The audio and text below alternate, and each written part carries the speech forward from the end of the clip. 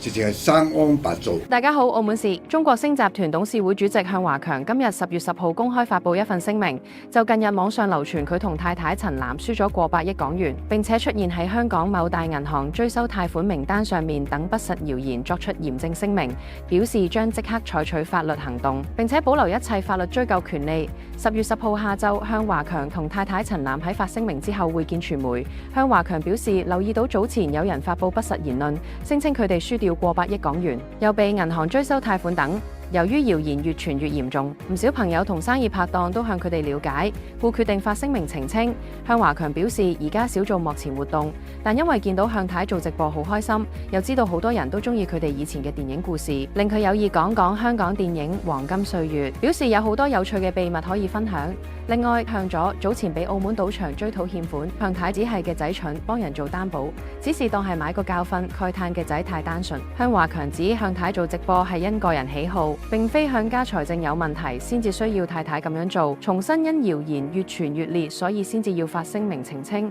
佢講得好離譜，講到我哋咧陣間又破產，又欠債100億，又俾人 call loan 100億，即係咁樣。咁呢啲真係離晒譜。